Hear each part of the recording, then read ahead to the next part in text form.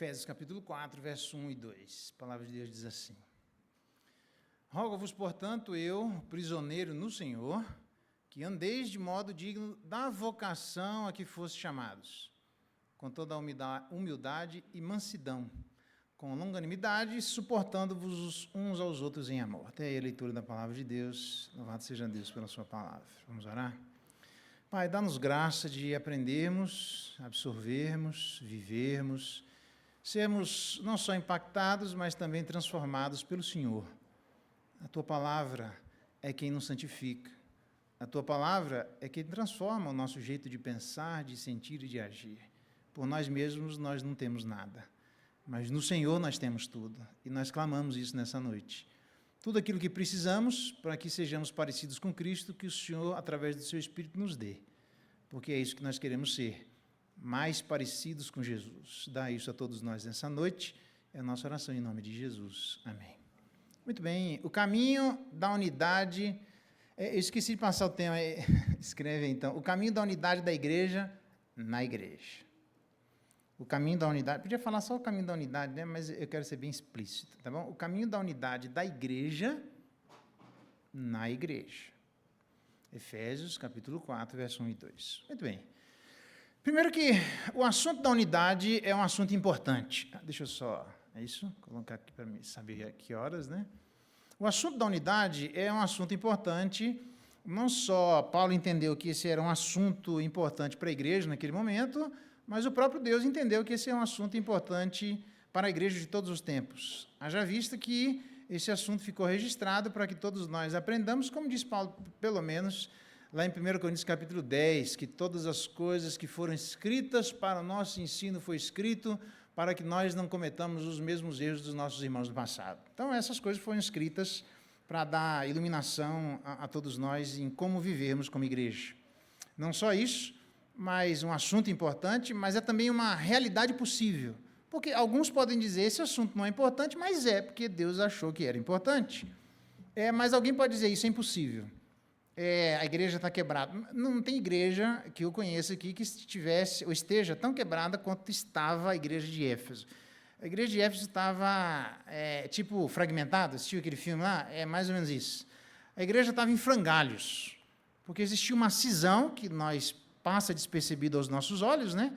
Que era a cisão entre judeus e gentios, de tal maneira que um odiava o outro. E aí, essa cisão que aconteceu é que essas pessoas foram se convertendo, entrando na igreja, ainda nutrindo ódio no coração. Então, você conviver, aliás, você esperar que as pessoas se convertam é uma coisa, você conviver com quem você não quer olhar na cara é outra, bem diferente. E era exatamente isso que estava acontecendo.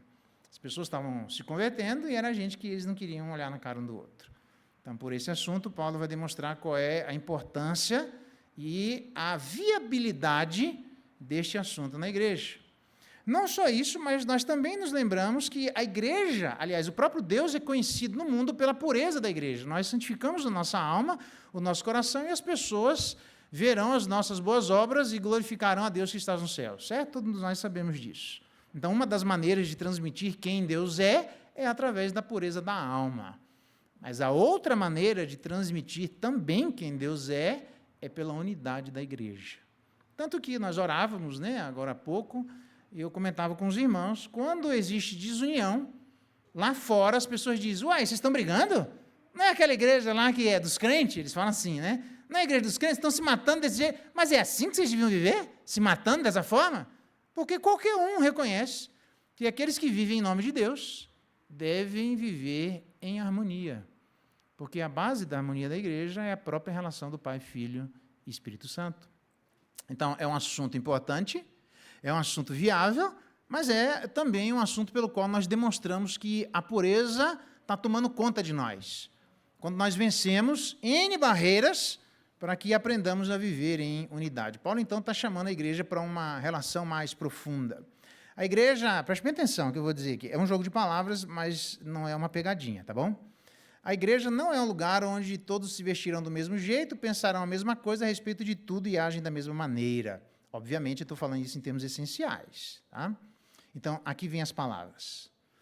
Há espaço para a diferença dentro do corpo de Cristo. Diferenças entre os diferentes, dependendo da diferença, não significa necessariamente desunião. Eu vou repetir porque, às vezes é para a gente gravar um pouquinho. Diferenças entre os diferentes, dependendo da diferença, não significa necessariamente desunião. Ninguém vai virar soldadinho de chumbo. Nós pensaremos diferente sobre coisas não essenciais e pensaremos iguais sobre coisas essenciais. O povo de Deus tem muitas diferenças. Diferenças de origens, nem todos nós viemos do mesmo lugar. Diferenças de cultura, nem todos nós somos educados da mesma maneira. Diferenças de prioridades, cada um de nós tem prioridades na vida que são diferentes. Diferenças de etnias, todos nós experimentamos isso, pela forma de falar, pela cor, do jeito de onde viemos. Temos diferenças de classe social, e Deus não vai mudar isso, por uma série de razões, mas o meu assunto não é esse, tá bom? E temos diferenças de personalidades. Isso é uma benção. Deus mesmo é quem fez isso, Deus é quem fez as pessoas diferentes. Então, a despeito de tudo isso, a igreja deve aprender a trabalhar junta, de maneira tal que Paulo traz a ressonância desse pensamento nas seguintes palavras: completai a minha alegria de maneira que penseis a mesma coisa, veja, tenham o mesmo amor, sejam unidos de alma, tendo o mesmo sentimento. Nada façam por partidarismo ou vanglória, mas façam por humildade, considerando cada um os outros superiores a si mesmos. Então, a grande pergunta, todos nós sabemos isso, é assim que nós devemos viver, como um povo de Deus redimido, unidos. A grande pergunta é, como? Como trabalhar unidos apesar das diferenças? A minha proposta é que nós encontramos no capítulo 4 algumas dessas respostas. Existem outras em outros textos, tá bom? Algumas dessas respostas se encontram aqui notadamente. A primeira delas é que o caminho para a unidade se encontra na estrada da liberdade. Verso 1, rogo-vos, eu, o prisioneiro no Senhor, que andem de modo digno da vocação. Paulo entende, literalmente, ele está preso aqui, numa prisão lá na época. Eu vou fazer mais um jogo de palavras aqui, tá? Mas não é uma pegadinha, mas é real. Paulo entende, então, que ele estava preso literalmente. E encontra, nessa prisão literal, a segunda prisão, que é em Cristo, onde ele encontra a verdadeira liberdade. Então, aqui vai as expressões dizendo assim: a verdadeira liberdade vai depender em qual prisão eu e você nos encontramos. Na primeira prisão ou na segunda prisão? Na primeira prisão, encontraremos prisão. Na segunda prisão, encontraremos liberdade.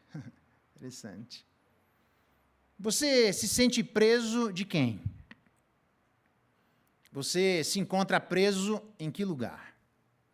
Paulo descreve que ele é um prisioneiro no Senhor.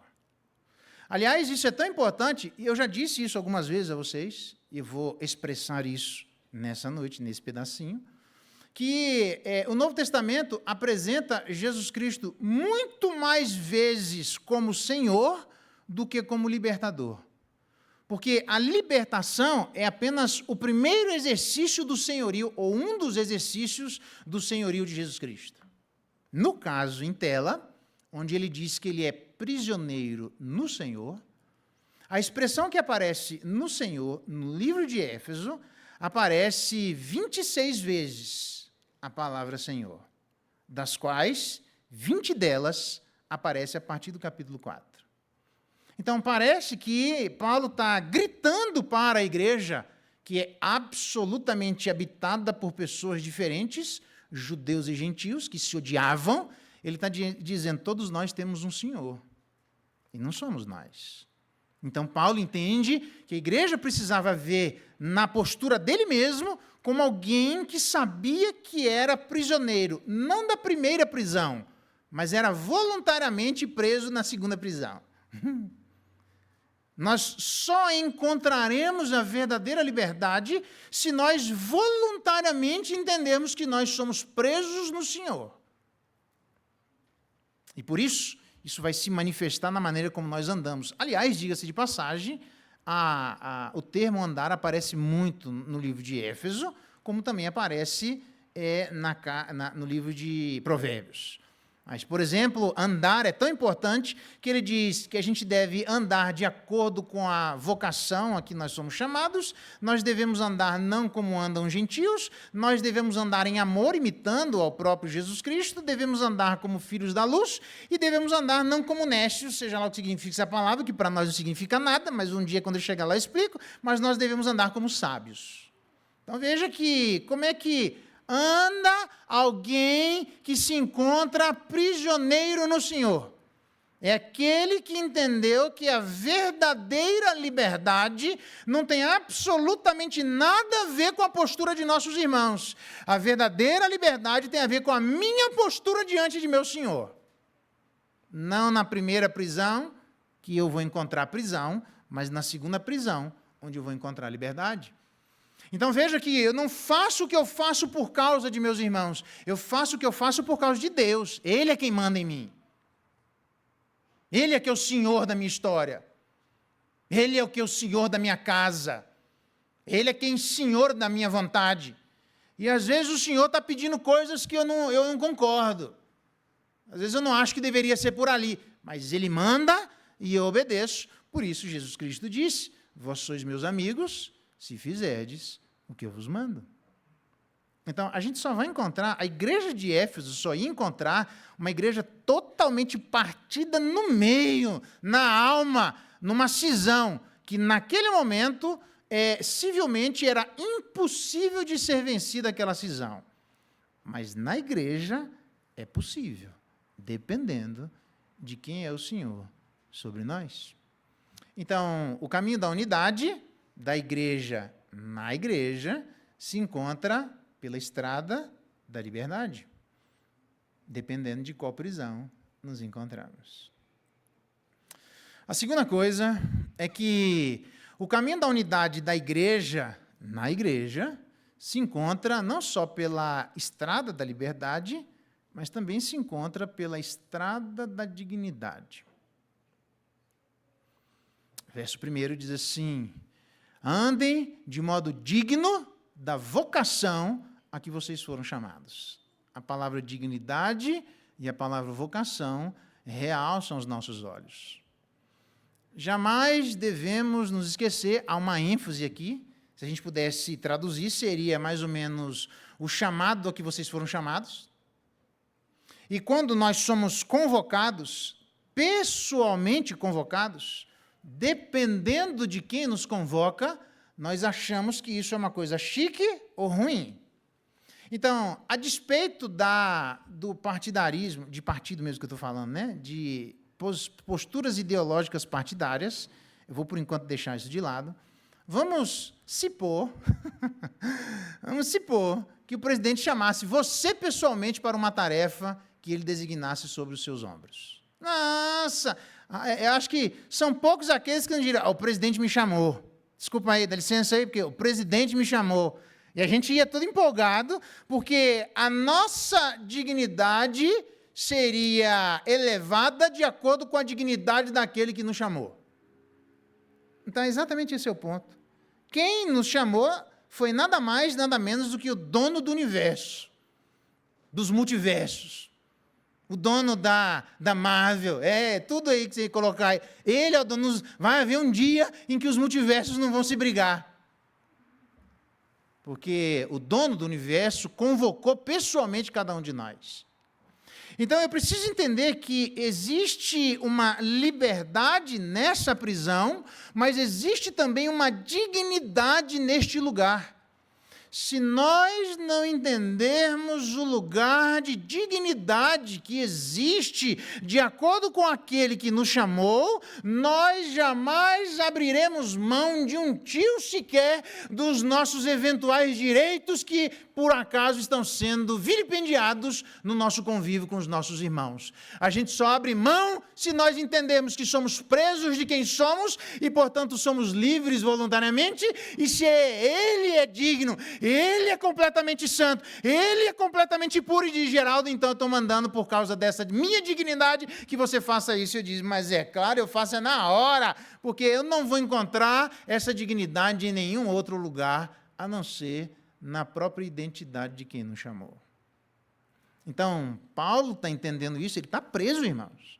Alguns, esquece Paulo, alguns durante a história chamados, por exemplo, de moravianos.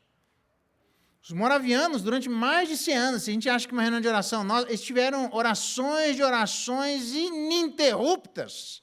Só que não na igreja. Alguns deles entenderam que a dignidade era tanta do chamado deles, que existiam pessoas naquele momento que eram escravas e não teriam outra oportunidade de ouvir o evangelho, a não ser que a igreja naquele momento optasse por se colocar debaixo da circunstância daqueles senhores, para que eles tivessem a oportunidade de presos junto com os presos, mas livres, diferentes dos presos, poderem testemunhar de Jesus Cristo para eles. E muitos deles se despediram de seus pais, se despediram de suas famílias e voluntariamente se doaram e se venderam como escravos, só para pregar aos escravos, porque eles entenderam o tamanho da dignidade do chamado.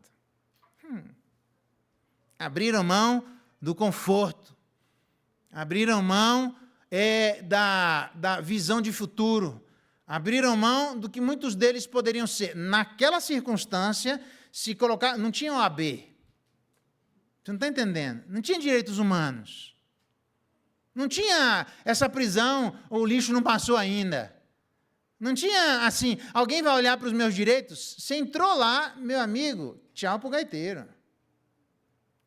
E alguém se colocar nessa posição, sabendo que nunca mais, do ponto de vista humano, volta, é porque ele entendeu o tamanho da dignidade. A gente só abre mão daquilo que a gente acha que tem direito quando a gente entende o tamanho da dignidade do nosso chamado. Paulo evoca essa imagem e diz à igreja assim: andem de maneira digna da vocação, porque a vocação de vocês, a despeito da falta de dignidade de vocês, é quem dá dignidade a vocês. Então, antes, igreja de Éfeso, de vocês, eu sei que existe uma cisão profunda na alma de vocês, e antes de vocês elencarem estes eventuais direitos para sustentarem essa divisão entre vocês, lembra que existe uma dignidade do nosso vocacionador, daquele que nos chamou, ele que desceu do céu, ele que nunca fez absolutamente nada, ele que não tem mácula, nem mancha, ele que veio de maneira voluntária, ele é que os anjos cobrem os olhos para poderem, com as asas, poderem cantar santo, santo, santo. Ele veio de maneira voluntária, ele é o digno. Se existe alguém digno na face da terra, nenhum de nós somos dignos, ele é o digno da história. E Paulo então está dizendo, igreja, vocês precisam entender que a dignidade é dele, não é nossa, e Deus diz que a sua glória ele não divide com ninguém.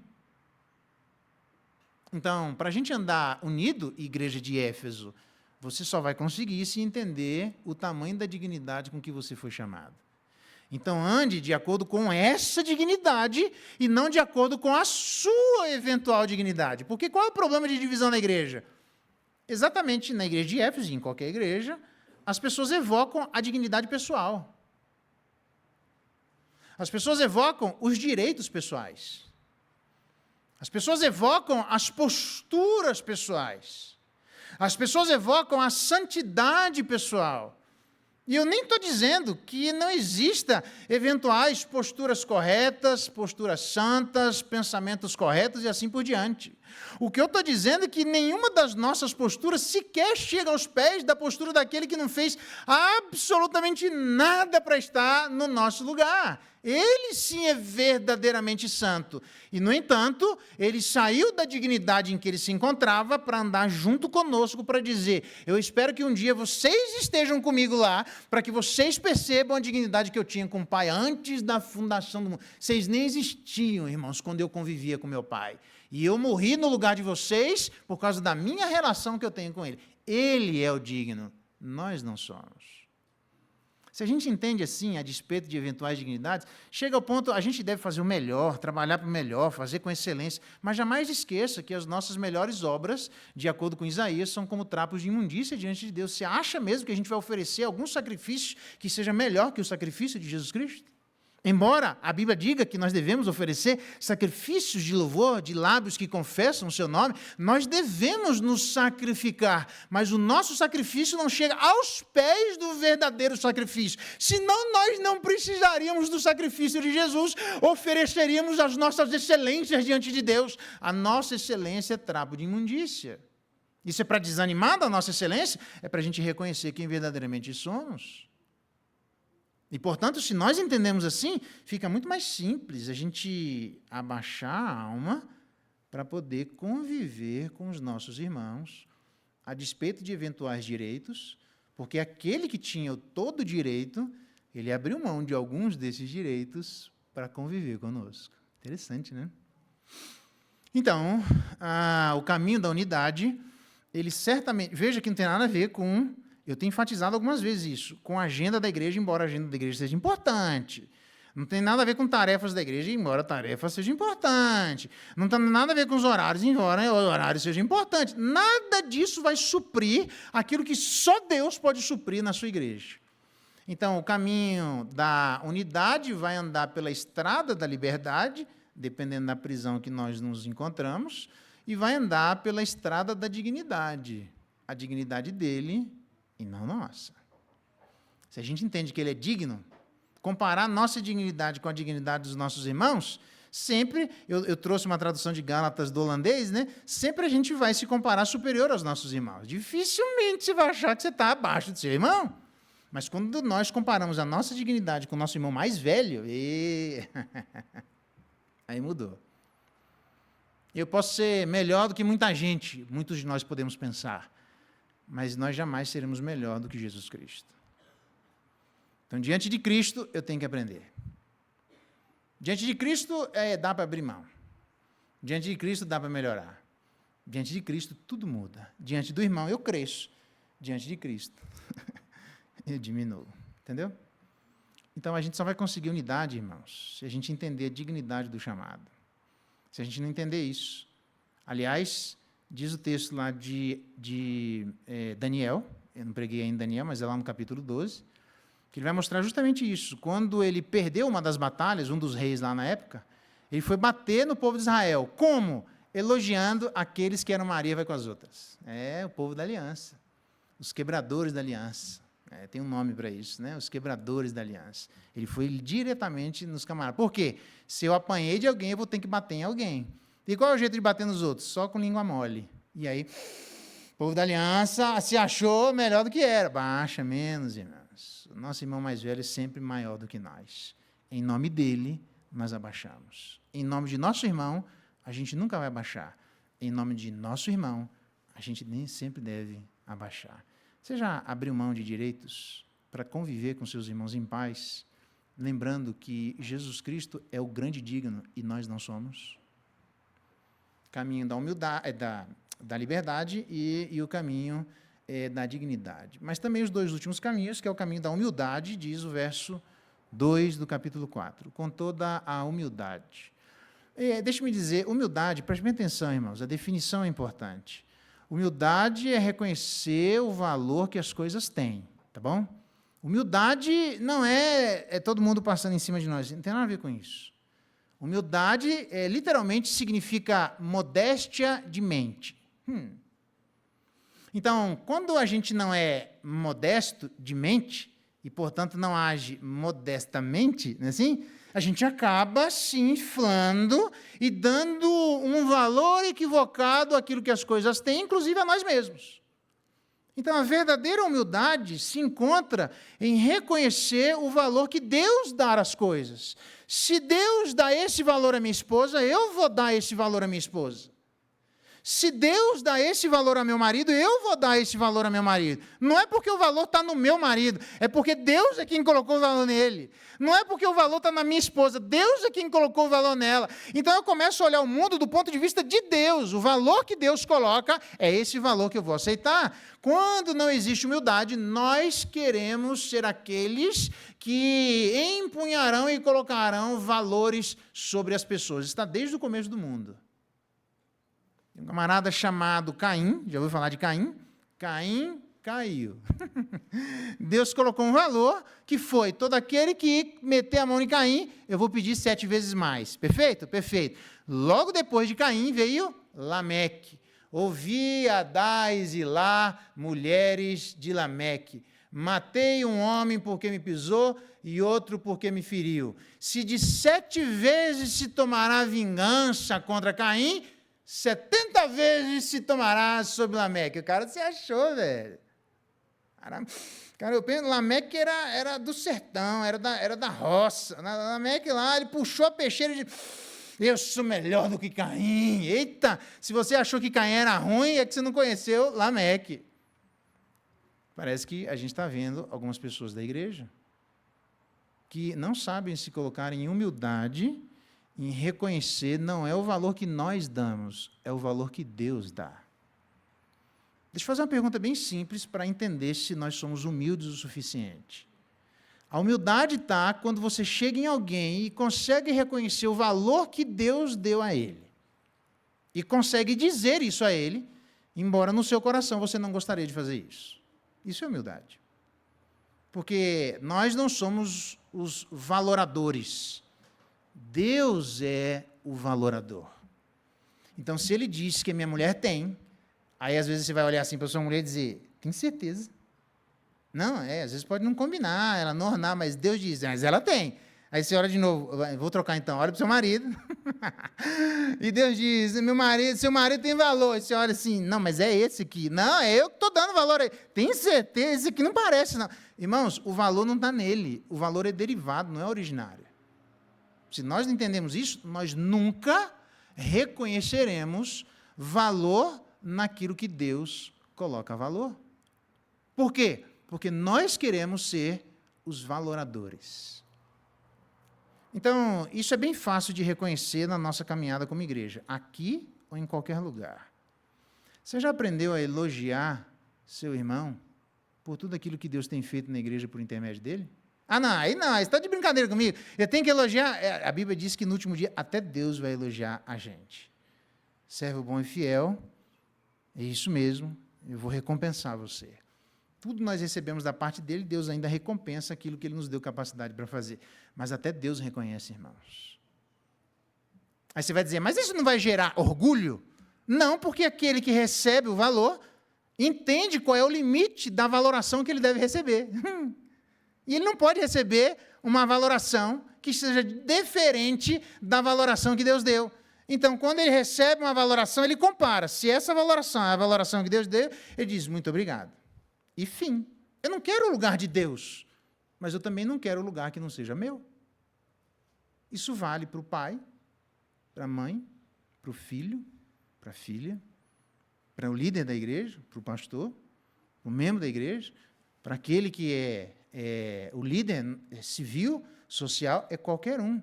Eu respeito o governante, não é por causa dele, é porque Deus diz, respeite porque eu coloquei um valor nele. Tá bom, se o senhor está falando, mas tem esse aqui, a Bíblia chega ao ponto de dizer, nem aos bons e cordatos, inclusive aos perversos. Tem certeza, mas ele não é perverso? Mas eu coloquei um valor nele, respeite. Sim, senhor, o senhor está mandando. Então, você olha para ele e diz assim, eu respeito você, não é por causa de você, é apesar de você. Mas eu respeito você. Se a gente não entender isso, a gente vai querer ser autocratas. Nós determinaremos quais os valores que as pessoas ocuparão. E, necessariamente, nós colocaremos valor onde não tem, ou tiraremos valor de onde tem. Isso aí é falta de humildade, irmãos. Isso é falta de humildade. Tenha humildade suficiente para chegar para um professor de escola dominical e dizer, parabéns pelo seu trabalho. O que você está fazendo? Você está mentindo? Só se dissesse que Sebastião é careca. Esse aqui. Né? A Sebastião é careca. Ou dissesse que o pastor Jean Geraldo é cabeludo. Não dá, velho. Você está mentindo. Mas ele está fazendo o que é correto? Reconheça o valor dele. Isso tem nada de orgulho, de vanglória. Vanglória é quando nós queremos um valor que não é nosso. Nós queremos um valor sobrefaturado. Nós queremos o lugar de Deus. Isso é vanglória. Isso não tem nada a ver com a gente. Mas o valor de Deus, a verdadeira humildade. Você é o Barrabás. Não é por causa da falta de dignidade de Barrabás. É porque eles mentiram, irmãos. E eles não foram necessariamente humildes por conta disso. Eu vou ler um texto depois, na hora da ceia. É interessante, a mulher de Pilatos. Tá? Mas, modestamente de mente, o que eu e você, então, precisamos fazer é andarmos de maneira humilde. Humilde não é, passa em cima da minha cabeça, sim, senhor, pode bater que eu quero apanhar. Humilde não tem nada a ver com isso. Humilde é reconhecer o valor que Deus dá. É isso que é humildade. Quando alguém tenta tirar o valor que Deus dá, eu digo, não. Deus diz, isso eu insisto aqui, pode falar o que quiser, não me interessa a lei. Em regra geral, eu vou colocar assim, eu vi alguém que, por que você quer abortar esse menino? Porque eu estou namorando com ele e agora eu quero trabalhar, esse menino vai me atrapalhar. Então, aborto porque eu tenho direito. Assim? Não, senhor. Sinto muito, mas quem, na maioria das vezes, tenta defender aborto, não tem absolutamente nada a ver com as pessoas de 10 anos de idade que foram estupradas e agora não têm condições de fisicamente levar a gravidez até o final. Tem a ver com gente que quer tirar o valor daquilo que Deus colocou valor. Tem a ver com uma falta de humildade que existe no nosso coração em queremos ser os nossos legisladores. Nós somos autocratas. Eu é que coloco o valor onde não existe e eu é que tiro o valor naquilo que Deus colocou. Cuidado com isso, porque a Bíblia diz, ai daquele que diz bem ao mal e ai daquele que diz mal ao bem. Porque quem tem direito de dizer bem ou mal é Deus, que é o criador do bem e o identificador do mal.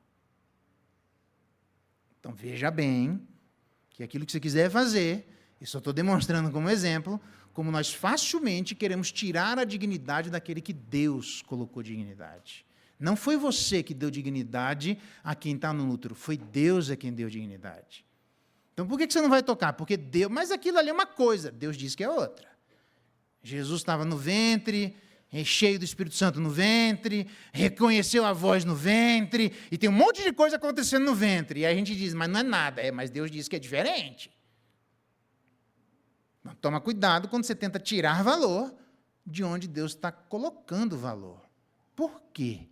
Porque isso é falta de humildade, irmãos.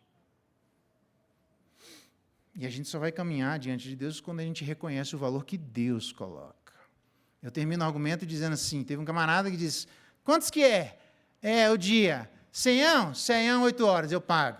Quantos que é? Meio-dia. 100, eu pago 100 a meio-dia. Quantos que é? 5 horas da tarde. Eu pago 100 5 horas da tarde. Aí vem um camarada e diz, não, você está de brincadeira comigo, velho. Eu estou trabalhando desde as 8 da manhã, você vai pagar o mesmo 100? E ele disse, você estava desempregado? Estava. Eu tinha obrigação de te contratar? Não. O dinheiro de quem é? É meu. Você está querendo mandar no meu dinheiro, velho. Você está querendo mandar na minha vida? Eu é que devo, eu é que pago para quem que eu quiser. Eu distribuo o dinheiro do meu jeito. E diz Romanos capítulo 9, não depende de quem quer ou de quem corre, mas de Deus de usar a sua misericórdia. Porque uma das definições da misericórdia é que a misericórdia é um ato livre de Deus. Nós não obrigamos Deus a ser misericordioso, porque se nós obrigássemos Deus a ser misericordioso, Ele obrigatoriamente deveria exercer misericórdia com todo mundo. A única solução possível para isso é que nós seríamos universalistas. Como Deus é livre, Ele exerce misericórdia com quem Ele quer. E é por isso que tem gente que vai para o inferno, porque Deus é livre. Portanto, nós que vamos para o céu, Deus não exerce a misericórdia e a graça na mesma pessoa ao mesmo tempo. Interessante, né? Isso é injusto? Não, é Ele que definiu assim. A misericórdia é dele, o dinheiro é dele, a gente estava desempregado, a gente não tinha como obrigá-lo a nos contratar, Ele contrata quem Ele quiser. Porque quem dá valor a quem não tem é Ele. Quem tira valor de onde eventualmente tem é Ele. Quem atribui valor é Deus. Humildade é reconhecer o valor que Deus dá às coisas. Nem colocar onde não tem e nem tirar onde tem. Terceiro caminho, aliás, último caminho da unidade, não é só pela estrada da liberdade, da dignidade, da humildade, mas é pela estrada da mansidão. Por que a mansidão vem depois? É óbvio, não dá para você ensinar alguém soberbo a ser manso. Obrigatoriamente, ela tem que vir depois da humildade. Exatamente. Agora, a pergunta é, o que é ser manso? Aqui também cabe uma explicação, para que a gente não tenha uma ideia equivocada. 2 grandes homens que foram mansos na face da terra foram Jesus Cristo e Moisés. A Bíblia diz que não tinha ninguém como Moisés. Números capítulo 12 diz que Moisés era o mais manso de toda a terra. Mansidão, depois de humildade, ela se manifestará historicamente com suavidade e amabilidade. Alguém que é manso, com o tempo, ele vai aprendendo a ser suave e amável. Ele é o oposto de qualquer coisa que faça menção de violência ou de vingança. Bem-aventurado os mansos. A mansidão é uma dádiva de Deus, ela não nasce conosco. Então, mansidão, por definição, não é ficar calado, não é deixar de responder aos desafios que lhe são apresentados e nem ser proibido de corrigir ou até mesmo de desafiar os outros. A Bíblia demonstra que tanto Moisés quanto Jesus Cristo, que eram mansos, fizeram isso. E nem por isso perderam a mansidão, porque Jesus diz às pessoas que iriam acusá-lo naquele momento: quem de vocês me acusa de algum pecado? Alguém poderia ter enfiado o dedo na cara e dizer: eu. Por quê? Porque o senhor não é manso. O senhor perdeu a estribeira lá, assim, e aí colocava e jogava na cara de Jesus Cristo. Quem que conseguiu colocar diante de Jesus Cristo uma eventual perda de mansidão? Ninguém. Por quê? Porque mansidão não é o que nós pensamos, que é um cala-boca, um indiferente, um ignorante, alguém que não tem direito de falar absolutamente nada. Isso tem nada a ver com mansidão, nunca teve. Mansidão é domínio sob controle. Mansidão é força sob controle. Tinha pelo menos, uma propaganda que falava dos pneus. Eu acho que era, esqueci o nome, eu já vou lembrar o nome do pneu aqui. Eu não estou ganhando nada da propaganda do pneu, tá? Eu só estou lembrando. Mas eu lembro dizendo assim: força sem controle não é nada. Eu nunca me esqueci, é verdade. Você pode ter um carrão lá, 400 cavalos, se não tem pneu, meu amigo. É uma anta que está dirigindo, porque daí já era, velho. Não tem controle. Mansidão é força sob controle. Sabe qual é a imagem que vem na minha cabeça? Um cavalo brabo. Cavalo é forte, parece um cavalo. É isso mesmo. Ele é um cavalo. Pensa, alguém montar num cavalo e sair correndo. Eu não consigo correr, irmão, no meu peso. Eu vou correndo assim, nunca consegui correr direito. Dói o joelho, dói junta, dói as costas, dói tudo. O cavalo, você monta no cavalo e diz: corre, cavalinho. E ele corre. Pensa naquilo que é forte, naquilo que tem. Tanto que a Bíblia faz várias menções à força do cavalo. Mas a gente não deve confiar na força do cavalo. E é bonito quando a gente vê uma criancinha bem pequenininha, tamanho do seu filho lá, e que chega perto de um cavalo, e aquele cavalo, que é um cavalo, chega manso. É bonito de ver. Porque ele não perdeu a sua força. Ela apenas está sob controle. Não se engane, irmãos. Tem gente que acha que um cavalo é aquele que tem que ficar raquítico. Perdeu completamente a força de sair correndo. Não perdeu, não. Ele só tem controle. Um leão bravo, agora é bonito de ver. Eu fico imaginando, pensa uma das cenas que eu imagino. Eu tinha Centauro, o cachorro, né, amável, chamado Centauro. Matou todas as cadeiras que a gente tentou fazer ele cruzar. Era um cachorro, mas era Centauro, né? Imagina, mas não era um leão. Daniel, a 80 anos mais ou menos de idade, foi jogado na cova dos leões. Só para a gente ter uma noção da ferocidade dos leões naquele momento, diz o texto que no dia seguinte o rei foi lá: Daniel, abra a porta, maricão. Eu abro sim, pode abrir que eu estou vivo. E ele sai e eles jogaram os camaradas que acusaram Daniel, e diz que os camaradas não caíram no chão, eles foram trucidados no ar. Então pensa a cena de um leão que não virou raquítico. Apenas ele teve a sua força controlada. E pensa aquele bruto, eu imagino, no céu, que vai ser na terra, a gente nadando com jacaré no rio da água da vida, porque a minha casa vai ser na frente da Trindade. Já falei para vocês, né? Eu posso morar em qualquer lugar, desde que seja na frente da Trindade. E eu vou nadar com o rio, com aquele jacarezão, e dizer para a Trindade: opa, ele vai dizer: opa. E aí nada com o jacaré olha para mim e fala: nós estamos no céu, relaxa, sim senhor. Um bruta monstro, sob controle. É um trem bonito. Diz que vai ter o leão habitando junto com o cordeiro, habitando junto a presa e o predador. Mas é bonita aquela imagem de um baita ser que tem uma força para nos destruir e anda tranquilo, com força, mas sob controle. Isso é mansidão. Força sob controle.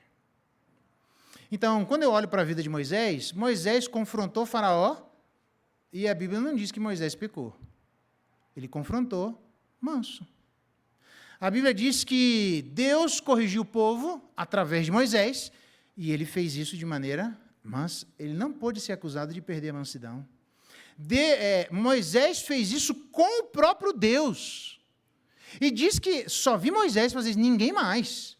E quando Moisés evoca as promessas que Deus havia feito, dizendo, Deus não faça isso, não mata todo mundo, e diz o texto, a conclusão, está lá em Êxodo capítulo 32, diz a conclusão assim, então se arrependeu o Senhor do mal que dissera havia de fazer ao povo.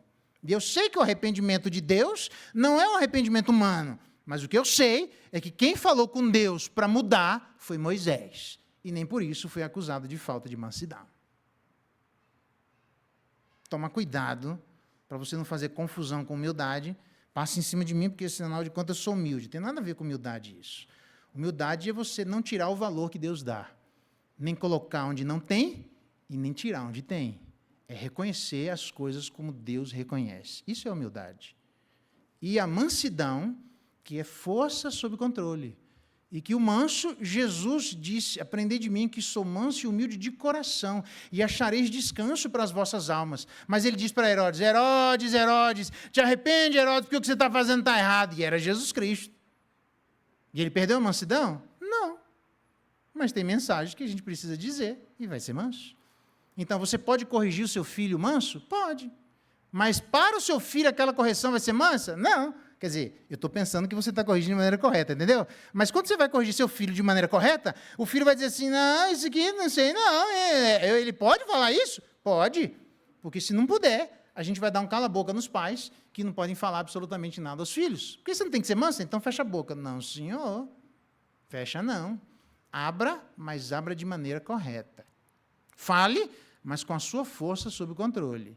Acuse, mas com a medida que Deus coloca. Mas o manso, como Jesus Cristo e Moisés, sempre colocaram para as pessoas aquilo que elas precisavam corrigir. A Bíblia diz, melhor é o longânimo do que o herói de guerra e o que domina o seu próprio espírito do que aquele que toma uma cidade. Eu termino dizendo que essa unidade vai se construir à luz do que Pedro diz, por exemplo, evocando o exemplo de Sara. Seja, porém, o homem interior do coração unido ao incorruptível traje de um espírito manso e tranquilo, que é de grande valor diante de Deus. Interessante. Então, Paulo evoca dizendo, igreja, sejam humildes e mansos. Como? Humilde, não colocando valor onde Deus não colocou e nem tirando valor onde Deus colocou. Cuidado para não quererem ser valoradores no lugar de Deus. Reconheçam o valor que Deus dá.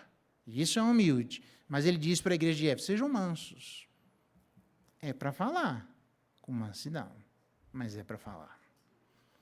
Irmãos, se alguém for surpreendido em alguma falta, vós que sois espirituais, corrigiu com espírito de brandura. Mas é para corrigir. Correção não é contraditório com mansidão. É apenas a demonstração como a correção precisa acontecer. Eu concordo. Mas ela nunca foi contraditória à correção. Então, toma cuidado para você não achar que, eventualmente, o seu irmão corrigir você, ele está rompendo com a mansidão dele. Não está, não. Porque quem está vivendo errado, você corrige e a pessoa, você pode falar da maneira mais mansa. A Bíblia diz, eles preferiram mais as trevas do que a luz. E eu te pergunto, quem é que corrigiu mais manso do que Jesus?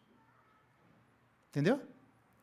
Eles preferiram mais as trevas do que a luz. Quem corrigiu mais manso do que Jesus?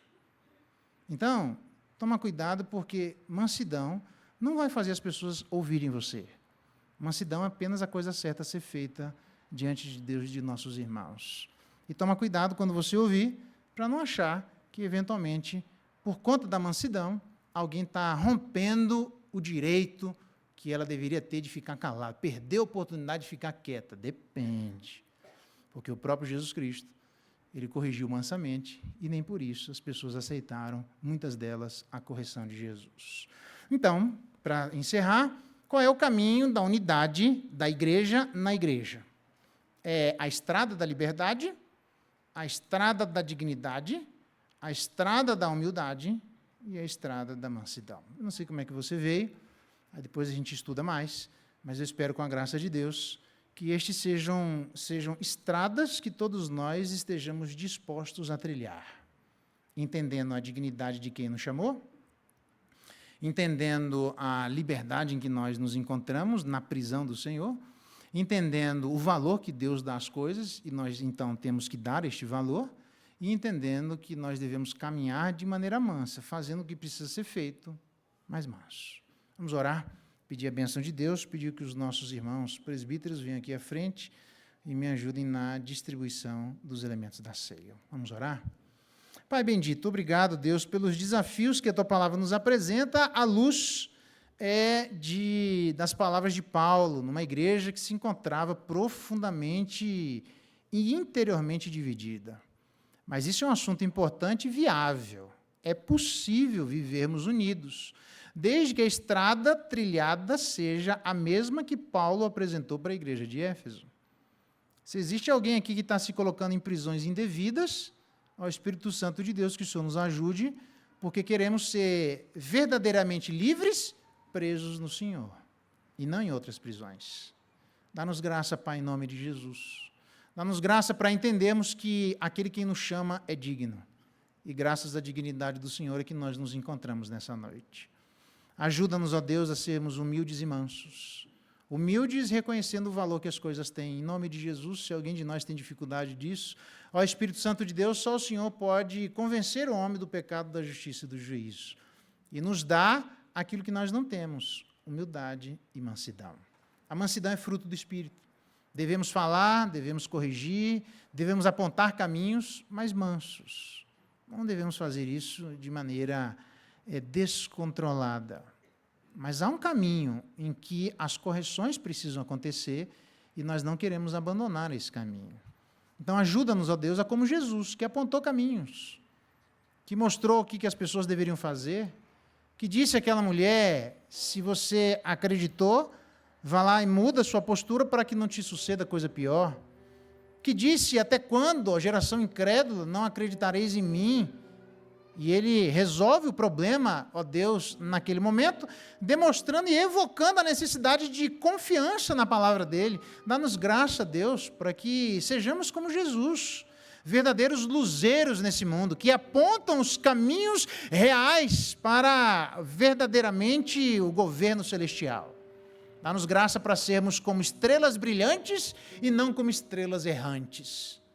E assim fazermos tudo isso com mansidão na alma. Dá-nos graça nisso, para que estes caminhos nós possamos experimentar não só a pureza, mas a unidade requerida, necessária, possível e viável de ser vivida pelos seus irmãos. Oramos ao Espírito Santo de Deus para que o Senhor nos dê estes caminhos. É a nossa oração em nome de Jesus. Amém.